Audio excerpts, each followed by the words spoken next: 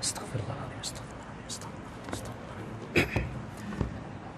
Uhayyikum bi tahiyyatil Islam, tahiyatan mubarakatan min indillah. Assalamu alaikum warahmatullahi wabarakatuh. Alhamdulillahi rabbil alamin. Nahmaduhu wa nasta'inuhu wa nastaghfiruhu wa natubu ilaik. Wa na'udzu billahi min shururi anfusina wa min sayyiati a'malina. Man yahdihillahu fala mudilla lahu wa man yudlil fala hadiya lahu. Ashhadu an la ilaha illallah wahdahu la syarika lahu wa ashhadu anna Muhammadan 'abduhu wa rasuluhu. Allahumma salli ala nabiyyina wa rasulina wa habibina wa qudwatina Muhammadin wa ala alihi wa sahbihi ajma'in. Rabbi shrah li sadri wa yassir li amri wahlul 'uqdatam min lisani yafqahu qawli. Subhanaka ya Allah, la ilma lana illa ma 'allamtana innaka antal alimul hakim. Allahumma 'allimna ma yanfa'una wanfa'na bima 'allamtana wa zidna 'ilma. Allahumma iftah alaina hikmataka wanshur alaina min khazaini rahmatika ya arhamar rahimin. Walhamdulillahi rabbil alamin.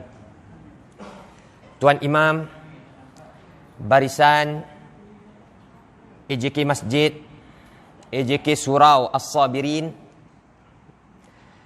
muslimin, muslimat, para tetamu Allah yang saya muliakan, mudah-mudahan Allah Subhanahu wa taala memberkati, merahmati dan mempermudahkan segala urusan kita semua. Dalam sedar tak sedar, PKP semakin meninggalkan kita, dan kita pun dah semakin ramai dalam surau ni. Alhamdulillah, itulah tanda kita mensyukuri nikmat yang Allah bagi. Dulu Allah sekat, kita tak boleh datang. Kemudian Allah buka sikit demi sikit. Alhamdulillah, makin ramai surau kita. Terima kasih kepada semua sekali, kerana bagi sokongan, kerana bagi saya semangat untuk sama-sama kita bedah, kita teliti, kita hayati Al-Quran yang selalu kita baca. Dan kita pun masih lagi di peringkat awal, tak habis lagi pun surah Al-Fatihah. Dan sekali lagi saya nak ucapkan juga terima kasih kepada pihak surau yang bertungkus lumus, bersusah payah mendapatkan Mushaf Al-Mufiq. Baru saya jumpa nama dia, Mushaf Al-Mufiq, yang insya-Allah kita akan jadikan sebagai panduan asas. Saya mungkin tak guna 100%, okey, poin yang ada dalam ni, tapi sekurang-kurangnya bila Mushaf Al-Mufiq ni, Al-Quranul Karim terjemahan beserta ensiklopedia ni, 40 dalam satu, ada pada kita di rumah ke, di masjid ke, di surau ke, dalam kereta ke. Sekurang-kurangnya apa yang saya bincang dekat sini, saya timbulkan persoalan, kita akan rasa nak cari jawapan dia. Itu point dia. Okey, bukan saya nak baca satu-satu baitul syarah, tak. Okey, mudah-mudahan inilah bekalan kita untuk kita berjumpa dengan Allah Subhanahu wa taala. Sebab malu sangat dengan Allah kalaulah selama ini kita terima WhatsApp. Okey, jarang sangat kalaulah orang penting hantar WhatsApp dekat kita, kita baca tak habis. Betul tak? Kita mesti baca habis. Sebab kita nak tengok ada apa kat situ. Kalau WhatsApp tu pula jemputan kenduri, kita nak cari bila, siapa, dekat mana. Sebab apa? Sebab kita tahu di sebalik jemputan tu ada call to action, ada arahan, ada benda yang perlu kita buat. Kalau kita kawan dia, kita perlu hadir kenduri tersebut. So, gambaran kepada risalah-risalah, mesej-mesej yang masuk ke dalam hidup kita melalui WhatsApp, melalui handphone, melalui apa-apa sahaja, kan? Surat, baru-baru ni ada bendahari surau hantar kat saya kad kahwin. Nak katanya apa? Bila terima, ya Allah, aku nanti kena hadir. Dah ada panggilan. So, sama juga kita kalau dalam kad tadi tu kita nak baca dan faham, sama juga ini adalah surat cinta daripada Allah Subhanahu wa taala. Mudah-mudahan sebelum kita menghembuskan nafas yang terakhir, Allah tak lagi claim kita, aku hantar surat lama dah, sampai sekarang kau tak cuba pun untuk faham. Kan? Yang tu yang kita takut. Jadi sekurang-kurangnya kalau kita tak mampu untuk faham 30 juzuk. Kan? 114 surah. 604 muka surat. Tak mampu nak faham kesemuanya sekali.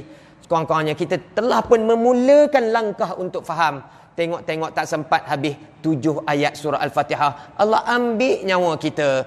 Allah tak claim dah kita. Sebab apa? Sebab kita dah pun memulakan usaha tersebut. Jadi mudah-mudahan inilah kita punya kita panggil apa? Gadaian.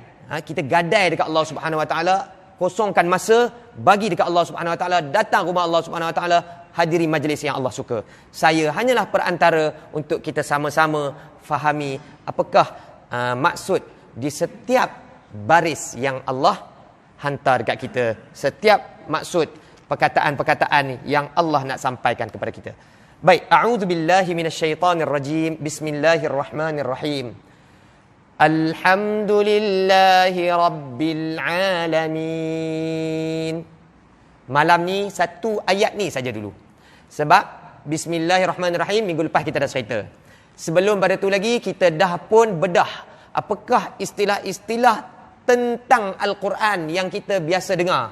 Tafsir lah. Apa lagi? Tadabbur, tajwid, tahsin. Apa lagi banyak juga rasanya. Hari tu kita bincang kan, kita tulis kat whiteboard. So yang tu dah lepas kelas tentang perbezaan istilah-istilah tersebut. Minggu lepas kita bedah satu saja ayat, iaitulah ayat basmalah, bismillahirrahmanirrahim. Dan minggu ni kita masuk kepada ayat yang kedua daripada surah Al-Fatihah, alhamdulillahirabbil alamin. Saya minta izin untuk berdiri dan berjalan macam biasa lah kot okey. Oh ni kena sat lagi saya pijak ni, apa tak dapat. Okey, minta izin tulis bismillah sekejap. Bismillahirrahmanirrahim. Kenapa saya tulis bismillahirrahmanirrahim? Sebab kita nak memulakan kelas kita dengan nama Allah. Saya mula berkongsi, yang mendengar mula mendengar dengan nama Allah yang Maha Pengasih lagi Maha Penyayang. Okey. So dekat sini kita dah bincang itu isim, kemudian lafzul jalalah, Ar-Rahman, Ar-Rahim, kedua-duanya bergabung daripada perkataan rahmat. Okey. Sekarang ni kita nak pindah masuk pada ayat yang pertama. Alhamdulillahi Rabbil alamin. Kita ada 4 perkataan untuk kita fokus. Yang pertama, alhamdu. Maknanya segala puji dan puja. Li, untuk Allah. Allah. Lafzul jalalah, Allah. Rabb, pendidik. Al-alamin, sekalian alam. 1, 2, 3, 4, 5. Biar terjemah jadi 5. Betul tak? Kalau tulis balik banyak pula. Sebab alhamdu ni segala puji. Dah 2 perkataan. Tapi tak apa, kita nak fokus dekat perkataan yang dalam bahasa Arab dia. So kita pergi kepada yang pertama, alhamdu. Kita biasa dah sebut alhamdu, alhamdulillah, kenyang rasa. Oh sedapnya masak, alhamdulillah, terima kasihlah, sudi bagi juadah, kan? Alhamdulillah. Segala puji. Kenapa kita sebut segala puji? Tak boleh ke dia jadi satu saja puji? Satu pujian untuk Allah. Satu rasa sikit. Tapi kalau segala, dia jadi banyak. So bila kita sebut segala puji, pernahkah kita terfikir ada berapa jenis pujian sebenarnya? Yang kita nak kata segala jenis pujian tu untuk Allah. Persoalan saya ialah, ada berapa jenis pujian? Kalau dah kata segala, sebenarnya segala yang ada dekat sini saya yang punya. Ada berapa jenis kategori yang ada dekat sini yang kau kata kau punya? Oh, hartanah, kereta kenderaan, tanaman-tanaman, ternakan, semua saya punya. Baru padan. Sebab apa? Dia berjaya untuk klasifikasikan, categorizekan apa yang dia miliki, yang dia kata depan mata dia tadi ni. Kalau dia hanya kata semua ni saya punya, apa benda yang semua tu? Segala ini milik saya. Benda apa? So, sama juga bila kita sebut Alhamdulillah, segala pujian untuk Allah. Hanyalah bagi Allah. Berapa kategori jenis pujian yang kita maksudkan untuk Allah? So, dekat sini timbul persoalan, berapakah jenis pujian? Selepas kita dah tahu Alhamdulillah makna dia segala puji.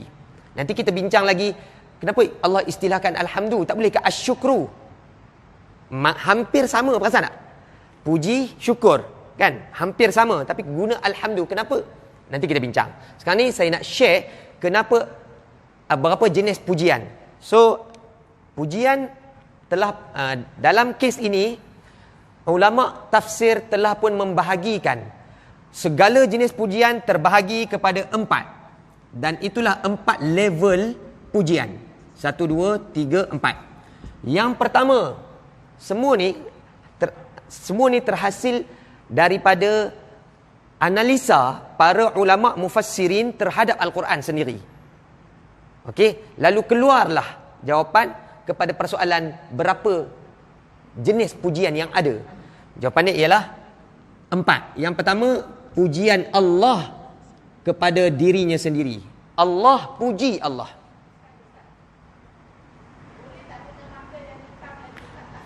Sebenarnya saya tengah guna marker yang hitam, tetapi marker hitam ni tak clear. Macam mana saya nak buat? Saya try guna hitam campur biru, okey tak? Saya try ni lagi terang lah. Terang tak ini? Ni warna biru. Terang?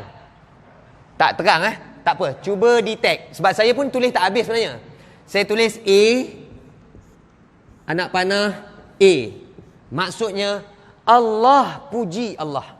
Itulah kemuncak pujian.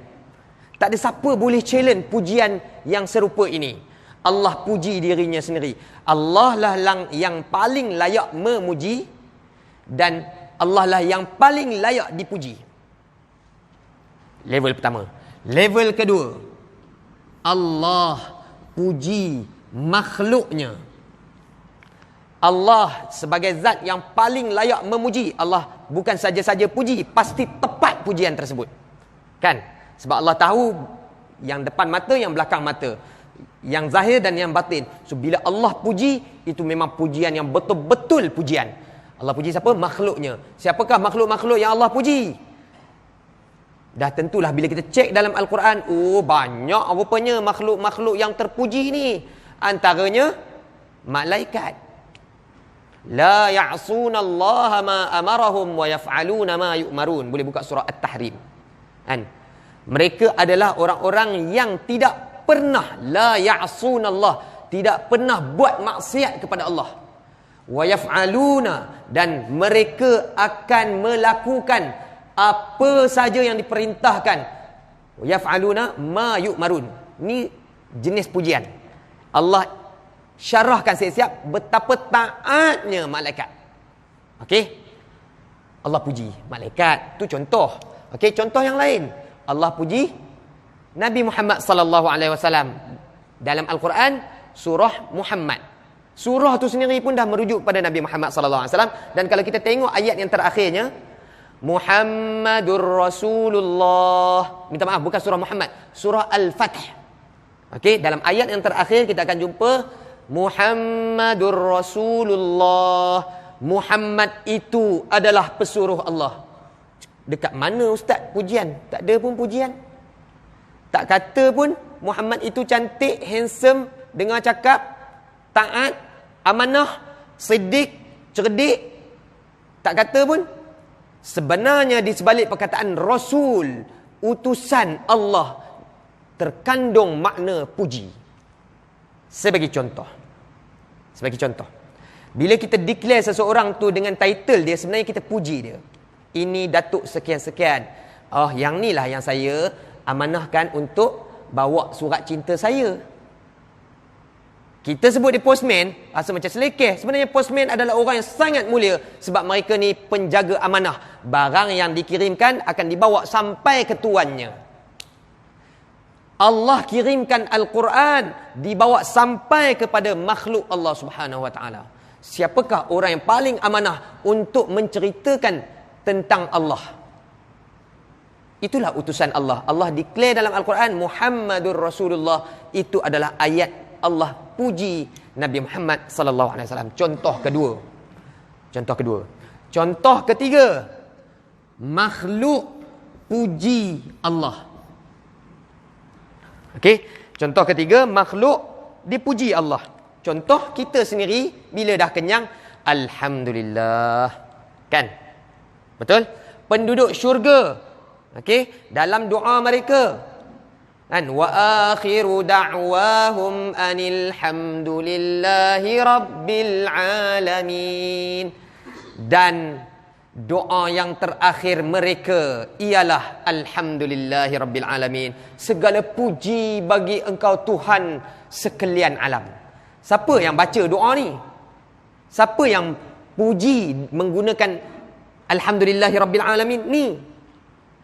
Penduduk syurga. So makhluk puji Allah. Penduduk syurga ni makhluk, kan?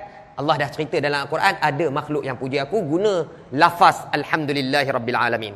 Okey, tu contoh. Okey, contoh yang ada dalam Quran dan juga contoh yang real kita sendiri. Kadang-kadang kita keluar, kita nampak, wish, cantiknya hari ni cuaca. Cantiknya cuaca. Kita puji apa? Kita puji cuaca. Siapa yang buat cuaca? Allah. Nampak tak? Maknanya kita puji Allah. Sama ada direct ataupun indirect. Kalau macam tadi tu dikira indirect lah sebab kita tak sebut nama Allah. Kan? Cantiknya Allah buat hari ni, cantiknya Allah hantar pelangi. Itu direct. Puji Allah. Okey. Dan yang ketiga, yang keempat, yang terakhir, yang belakang boleh nampak ke? Kalau tak nampak minta maaf Tapi yang ni saya tulis simbol saja. M kepada ataupun saling anak panah kiri dan kanan M. Maksudnya makhluk sesama makhluk puji. Makhluk puji sesama makhluk. Okey. Contoh apa yang kita selalu buat lah. Kita puji anak kita ke, isteri kita ke, suami kita ke, jiran kita ke, kereta, puji binatang belaan kita, tumbuhan. Semua jenis pujian tersebut adalah pujian level keempat. Dan kadang-kadang bila kita terima pujian jenis ni, kita rasa macam wow, dah hebat sangat dah. Kan? Ustaz cakap sedap. Ui, tu kembang tu, bukan main tu, kembang. Padahal tu level ke berapa? Level keempat. Level keempat. Level pertama, Allah puji Allah. So, saya nak gambarkan bila ulama menterjemahkan hasil daripada kajian mereka terhadap Al-Quran, rupanya pujian ada jenis. Ada 4 jenis, 4 level. Level tertinggi, Allah puji Allah. Kemudian Allah puji makhluk. Ketiga, makhluk puji Allah. Dan yang terakhir, makhluk puji makhluk. Kesemua jenis pujian ini sebenarnya adalah pujian untuk Allah. Apa dalil dia? Kita kata dah tadi kan, alhamdu, segala pujian. Maksudnya daripada nombor 1 sampai nombor 4, semua ni adalah segala jenis pujian. Walaupun engkau puji anak engkau, Allah dah sebut dalam Al-Quran, dia termasuk dalam alhamdu. So alhamdu, segala jenis pujian ni untuk siapa? Untuk Allah. Sebab itulah kita tak akan jumpa dalam Al-Quran alhamdu untuk selain Allah. Kita hanya akan jumpa dalam Al-Quran bila kita cek. Ni kalau kita guna teknik pendekatan dalam kelas tadabbur, kita akan detect, cari sendiri alhamdu dalam Al-Quran ada berapa banyak. Kemudian setiap alhamdu tu dia digandingkan dengan perkataan apa. So bila kita dah cek, rupa-rupanya alhamdu lepas dia mesti ada lillah. Tak pernah lagi dalam Al-Quran lepas dia ada li yang lain. Okey? Baik. Dan ada juga dalam Al-Quran lillahi alhamdu. Maksudnya Allah dahulukan lafzul jalalah. Terjemahan dia, hanya bagi Allah lah segala pujian. Kalau yang ni, segala pujian bagi Allah. Yang ni, hanya bagi Allah lah segala pujian. Dan ada lagi satu lafaz, lahul hamdu. So point dia kat mana? Ni alhamdu, ni pun alhamdu, ni pun alhamdu. Tapi ada tak alhamdu untuk selain Allah? Tak ada. Semuanya untuk Allah. Ni pun untuk Allah, yang ni untuk nya pun merujuk kepada Allah. Sebab apa? Dalam ayat yang sama awal-awal Allah dah jelmakan dengan lafzul jalalah, nama Allah. Jadi kesemua jenis pujian adalah untuk Allah dan sebenarnya tak layak pun untuk selain Allah. Cuma bila kita buat sesama makhluk, sebenarnya dia adalah tafsiran kepada kita puji Allah. Kenapa Allah izinkan kita untuk puji sesama makhluk? Sebab di sebalik pujian sesama makhluk itu sebenarnya pujian terhadap Allah Subhanahu Wa Taala. Bezanya kita rasa ke tak rasa, itu saja. Sama ada orang yang memuji ataupun orang yang menerima pujian, dia rasa ke tak rasa sebenarnya pujian itu daripada Allah. Kan? Saya bagi contoh yang paling mudah ketika kita terima satu hadiah. Tadi dalam kelas di rumah ngaji saya terima kacang dalam balang. Alhamdulillah, terima kasih. Terima kasih banyak-banyaklah hadiahkan saya kacang sempena majlis khatam Al-Quran. Di sebalik saya cakap alhamdulillah, di sebalik terima kasihlah susah payah bagi kat saya hadiah. Kan? Baiknya hati hajah. Okey, saya puji hajah. Tapi di sebalik pujian tersebut sebenarnya ada pujian terhadap Allah dari sudut apa? Dari pelbagai sudut. Contoh, kacang tu siapa yang buat? Kita akan kata Allah. Sebelum kita kata Allah, sebenarnya Allah dah ilhamkan orang yang tanam kacang, baru dia boleh datang kat kita jadi kacang. Dan sebelum dia betul-betul jadi kacang kat kita, dia dibalut dengan tepung. Tepung nak kena pakai kederat petani. Maknanya di sebalik kita puji tu, puji manusia tu, sebenarnya di sebalik tu ada pujian terhadap Allah. Allah lah yang buatkan petani nak tanam kacang, nak tanam gandum. Gandum diproses, ada orang yang cerdik buat mesin proses jadi tepung. Tepung tu pula ada orang yang rajin gabung dengan kacang, jadilah kacang bersalut tepung. Kalau setakat tu saja sampai dah kat kita, belum tentu sampai. Allah hantar pula orang yang baik hati untuk beli kacang tersebut, hadiahkan dekat kita. Subhanallah, alhamdulillah, segala pujian bagi Allah. Hebatnya Allah. Allah rancang mungkin setahun sebelum tu semata-mata nak bagi kita rasa kacang. Tapi dah kacang tu kecil, kita terima dia macam biasa je lah kacang. Tapi sebenarnya di sebalik tu ada pujian terhadap Allah Subhanahu Wa Taala. Allah lah yang melengkapkan kesemua pujian yang kita keluar tadi. Baiknya hati hajah. Di sebalik itu sebenarnya banyak lagi pujian terhadap Allah. Nampak tak? Sebab itulah kita kata alhamdulillah, hanyalah untuk Allah. Okey? Baik. Kemudian Allah syarah siapa Allah. Dalam ayat yang sama ada syarahan terhadap siapa Allah. Dan dalam surah Al-Fatihah, syarahan terhadap siapa Allah merebak sampai ayat keempat. Okey, siapa Allah nanti kita akan sambung dalam minggu yang akan datang. Kita pergi ayat ketiga, ayat keempat. Semuanya nak cerita siapa Allah. So sekarang ni kita cerita ciri pertama. Okey, siapa Allah? Allah syarah sendiri dalam ayat yang sama. Allah ialah Tuhan sekalian alam ataupun pendidik. Kita dah terjemah biasa dengan terjemah Rabb ni Tuhan. Bila kita cek balik makna yang sebenar perkataan Rabb, dia datang daripada bahasa Arab Rabba. Makna dia mendidik, telah mendidik. Sebab itulah kita ada biasa dengar perkataan tarbiyah. Maksud dia pendidikan. Maknanya Allah lah Tuhan sebaik-baik pendidik sekalian alam. Allah bukan sekadar Tuhan untuk disembah. Allah adalah Tuhan yang menciptakan makhluk yang sembah dia, yang mendidik makhluk tersebut daripada dia tak tahu apa-apa sampai dia tahu segala-gala. Sama ada dia manusia, Allah didik cara untuk dia survive menggunakan akal, ataupun dia makhluk lain, contoh haiwan, Allah didik dia juga, dia tak ada akal, tapi macam mana dia boleh pandai makan, jaga diri, beranak pinak? Siapa yang didik makhluk tersebut? Tak lain tak bukan Allah. Maknanya di sebalik perkataan Rabb, adanya ciri-ciri Tuhan. Yang pertama, mencipta. Okey? Sekarang kita dah masuk dah istilah yang baru, Rabb. Okey? Kita sekarang ni nak syarah siapa Allah kan? So kita pergi kataan yang seterusnya, Rabb, Tuhan sekalian alam. Rabb dekat sini dengan makna pencipta. Yang kedua, pendidik. Yang ketiga, pemberi rezeki. Azan dah. Yang keempat, pentadbir.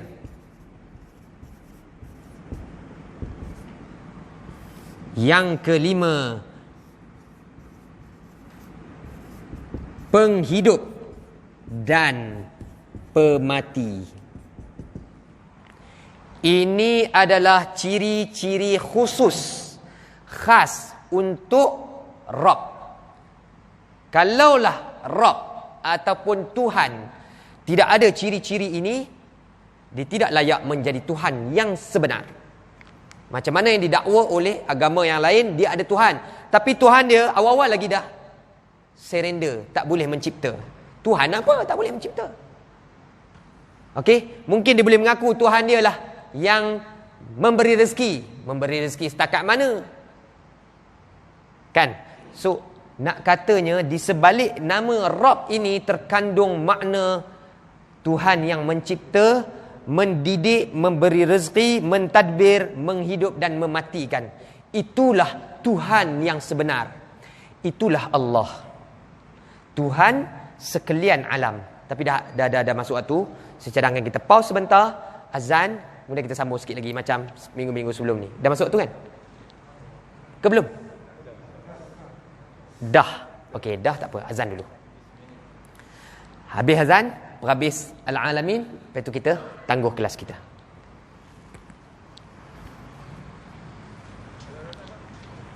Oh, saya lupa.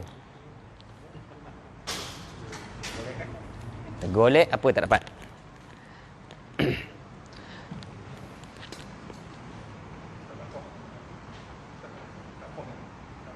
Biarlah, mungkin dia orang nak dengar azan. Kalau saya pause, saya kena buka balik. Allahu akbar, Allahu akbar.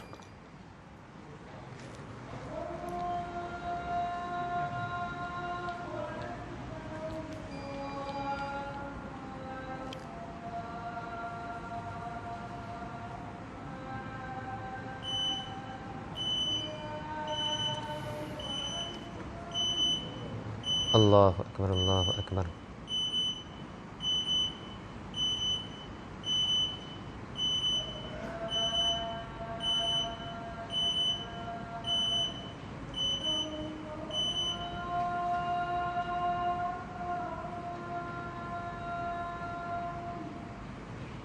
Asyhadu an la ilaha illallah.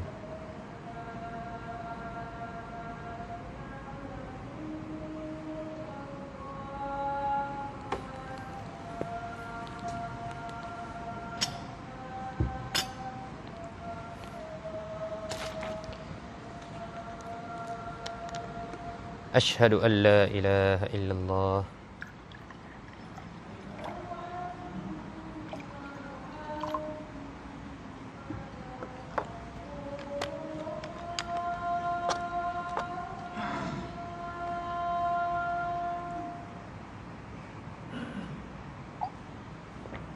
Asyhadu anna Muhammadar Rasulullah.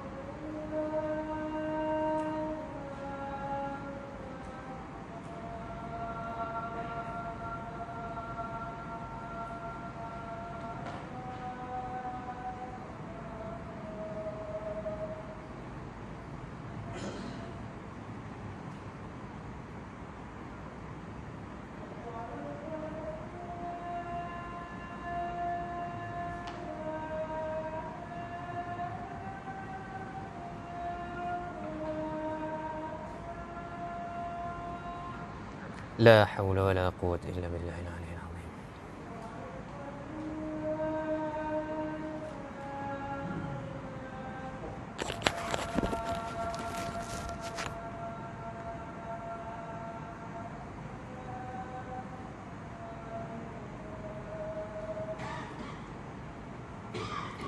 La haula wala quwwata.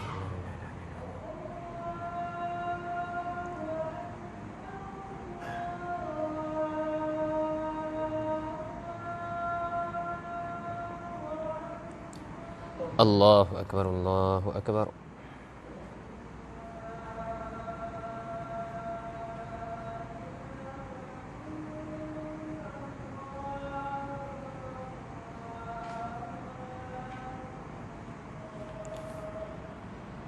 لا إله إلا الله اللهم رب هذه الدعوة التامة والصلاة القائمة آت محمدا الوسيلة والفضيلة وابعثه مقاما محمودا الذي وعدته إنك لا تخلف الميعاد.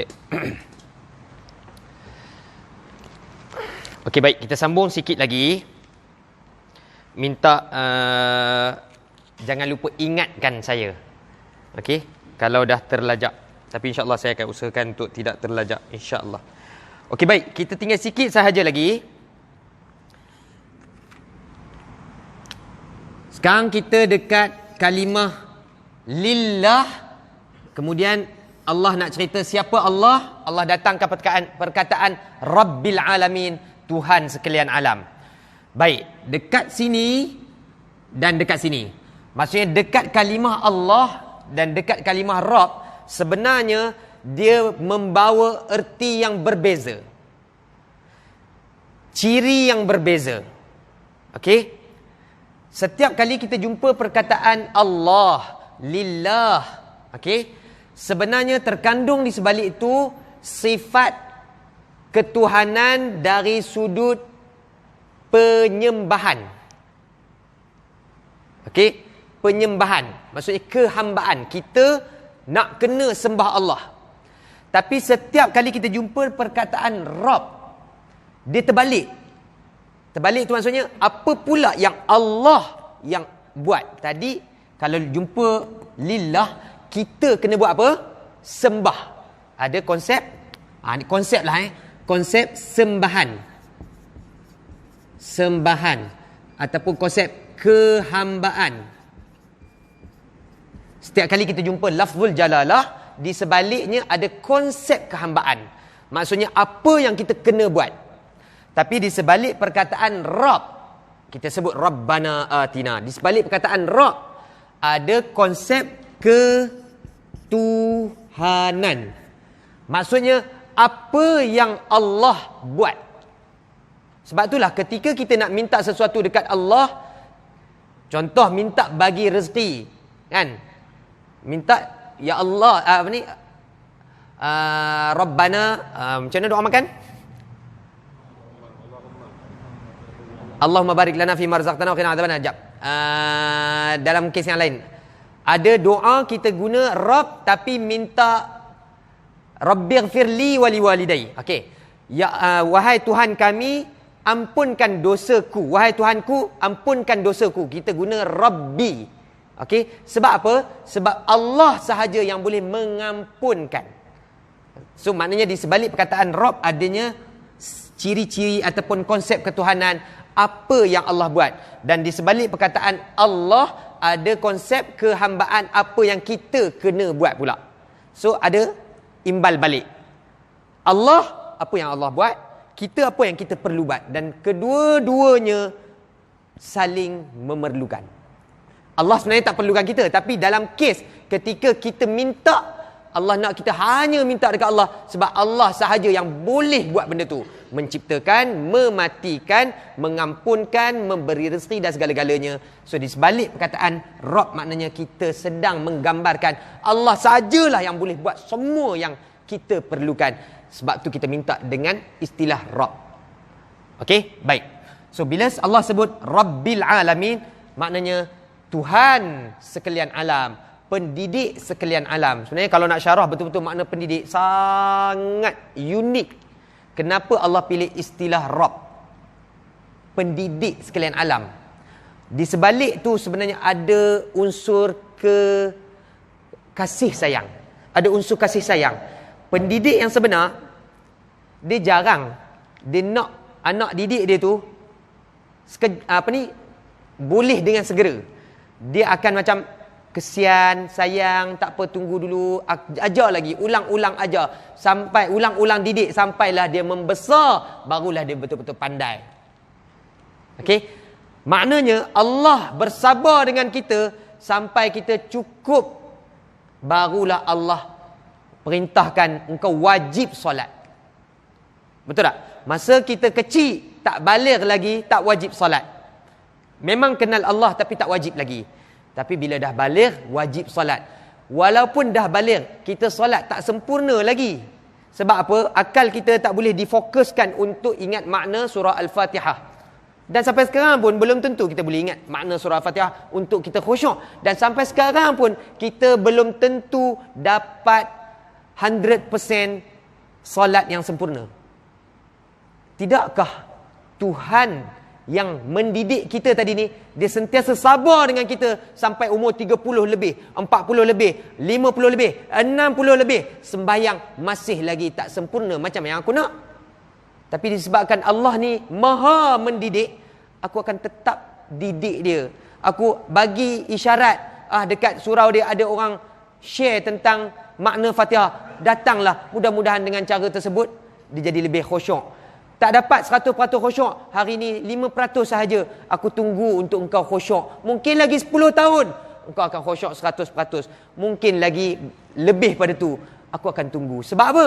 Sebab Allah maha mendidik. Dan Allah didik dengan pelbagai cara. Itulah dia Tuhan sekalian alam. Dan sekarang ni kita nak pindah kepada perkataan Al-Alamin. Al-Alamin adalah satu istilah yang sangat unik. Sebab dia adalah bertentangan dengan dua istilah ataupun kalimah yang kita jumpa sebelum ni. Yang ni merujuk kepada zat satu saja, iaitulah Allah. Yang ni merujuk kepada zat satu saja tapi ada banyak sifat di sebaliknya, dan dia juga merujuk pada Allah satu. Tapi Al-Alamin dia merujuk kepada apa sahaja yang selain Allah ataupun selain Tuhan tadi ni. Terbalik, perasan tak? Dia terbalik. VS. Maknanya selain Allah adalah alam, selain alam adalah Allah. Kesemua makhluk adalah termasuk dalam Al-Alamin. Cuma bezanya, kenapa Allah tak tulis ataupun Allah tak turunkan ayat pertama Alhamdulillahi Rabbil Makhluqin. Dah kata semua makhluk, Tuhan kepada semua makhluk. Allah tak guna makhluk, Allah guna alam. Alamin, sekalian alam, semua jenis alam. Sebab kalau sebut makhluk, dia baru segelintir. Tapi kalau sebut alam, satu jenis makhluk saja boleh jadi dia akan melalui pelbagai jenis alam. Contoh manusia. Ketika sebelum kita dilahirkan, kita telah pun melalui alam roh, alam janin dalam perut ibu. Barulah sekarang ni alam dunia. Dan selepas ni kita akan berpindah ke alam barzakh, kemudian alam akhirat, al-ba'th. Masuklah akhirnya last sekali, mudah-mudahan kita semua sekali masuk dalam syurga alam akhirat sana. Itu baru manusia. Binatang dia ada alam dia. Dan apa yang saja yang ada di bumi ni pun ada alam dia yang tersendiri, yang kita tak nampak. Alam jin, betul? Alam malaikat di atas langit sana pula. Dalam lautan ada alam ikan-ikan sana, dia ada alam dia tersendiri. Ikan jenis A ada alam dia, ikan jenis B ada alam dia, sotong ada alam dia. Subhanallah, semua itu adalah alam. Dan Allah lah Tuhan kesemua alam yang tersebut. Sampaikan sekecil-kecil alam yang kita lupa, kita tak pernah terfikir pun rupanya dalam rumah kita ada alam. Dan alam tu pun tak pernah kita nak belik, padahal dia sentiasa dekat dengan kita. Nak makan, binatang tu lalu, kan? Tinggal makanan sikit, dia main hurung. Semut, dia ada alam dia, kan? Lubang yang kecil dalam rumah kita tu, pernah tak kita tinjau dalam tu ada apa? Kita hanya tengok surface je daripada luar. Dia duduk lalu lalang, jumpa kawan dia salam peluk. Kan? Ada yang gunggong gula, ada yang gunggong ini heret binatang mati awak masuk dalam dia punya ni. Dia masuk saja dalam tu, itu alam dia. Ada ratu dia, ada hulu balang dia, ada pekerja dia. Allah hantar manusia untuk kaji, boleh kaji. Tapi kita sebagai orang yang baca Al-Quran, bila kita tengok perkataan Rabbil Alamin, Tuhan sekalian alam, kita baca subuh Rabbil Alamin, balik rumah tengok semut lalu, terasa nak tengok alam semut tu macam mana. Sebab apa? Kita nak tadabbur Rabbil Alamin, yang dikatakan Tuhan sekalian alam. Untuk alam yang sekecil ni, macam mana Allah buat alam semut. Bila kita tinjau-tinjau, subhanallah, hebatnya Allah, alhamdulillah, beruntungnya aku. Nampak tak? Sebab itulah Allah guna istilah Al-Alamin, bukannya istilah-istilah yang lain. Sebab istilah ni sangat hebat. Dan Allah lah Tuhan yang mendidik setiap alam yang disebutkan. Okey, jadi cukuplah sekadar itu perkongsian kita pada malam ini, kelas tadabbur dan juga tafsir Al-Quran. Okey, ada soalan ke? Ada, silakan. Berkaitan perkataan alhamdulillah, segala puji. Yang bab pertama tu saya kurang jelas. Allah tu biasa kan? Macam mana dia puji Allah tu? Okey, baik. Allah kan, soalan saya ulang balik soalan. Allah itu kan esa. Macam mana Allah yang puji Allah? Okey. Jawapan dia ialah Allah lah yang paling kenal siapa Allah. Dan Allah lah yang paling layak untuk puji diri sendiri. Makhluk lain kalau dicuba tiru Allah, orang akan pandang hina dekat dia. Seorang datuk, memang dia pemurah, jutawan, dermawan. Tiba-tiba dalam majlis ramai-ramai berhimpun, ada pembesar yang lain, tiba-tiba dia kata, sayalah yang sponsor ke semua kita punya makanan pada malam ini. Saya adalah seorang yang sangat pemurah. Rasa je nak agak-agak. Agak-agak lah duduk dalam majlis itu, kita rasa je nak. Gelinya. Kan? Faham tak? Manusia kalau dia cuba puji diri dia sendiri, memalukan. Tapi kalau Allah boleh puji diri sendiri. Dan Allah layak puji diri sendiri. Dia bukan satu yang memalukan. Dia adalah sesuatu yang terpuji. Kenapa Allah puji diri sendiri? Kerana tidak ada makhluk lain yang lebih mengenali Allah. Sebab Allah sahaja yang kenal Allah. Allah kena puji diri sendiri supaya makhluk tahu macam mana nak puji Allah. Maknanya di sebalik Allah sebut Alhamdulillah, Wallahu alimun hakim, Wallahu azizun hakim, Innallaha ala kulli syai'in qadir. Itu semua ayat-ayat pujian sebenarnya. Kalau kita jumpa dalam Al-Quran, mula-mula ayat statement, ayat cerita tentang Nabi Yusuf ke, cerita perang ke apa ke kan, ataupun arahan Allah suruh buat yang ni, larangan Allah jangan buat yang ni, hujung dia Wallahu syadidul iqab, dan Allah itu sangat keras balasannya. Kan? Allah itu maha perkasa. Itu semua pujian.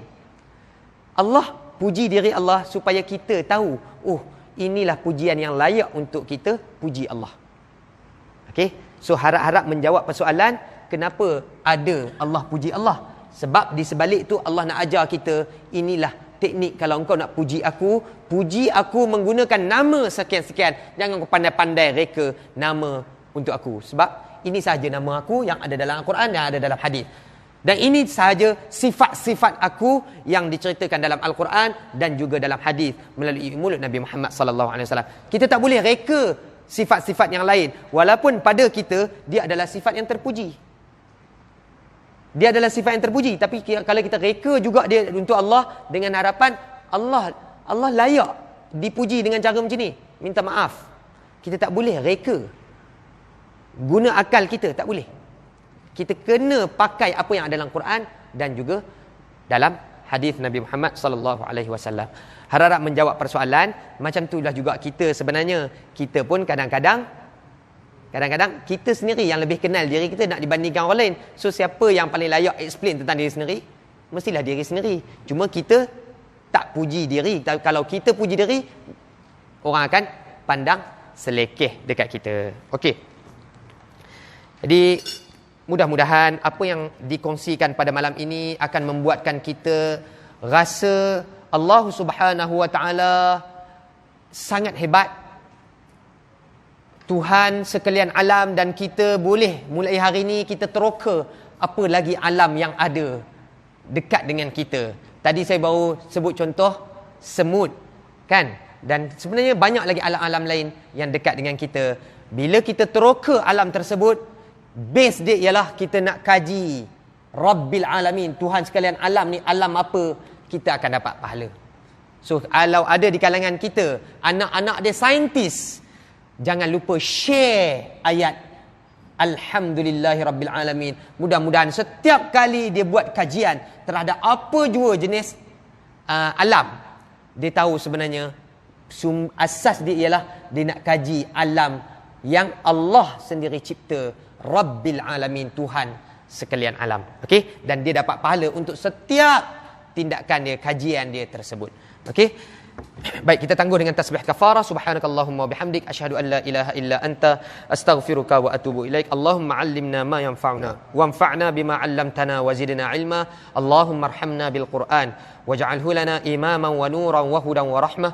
Allahumma dhakkirna minhu ma nusina wa 'allimna minhu ma jahilna warzuqna tilawatahu ana al-laili wa atrafan nahar waj'alhu lana hujjatan ya rabbal alamin. Allahumma ij'alil Qur'anal 'azima rabi'a qulubina wa nur صدورنا وجلاء أحزاننا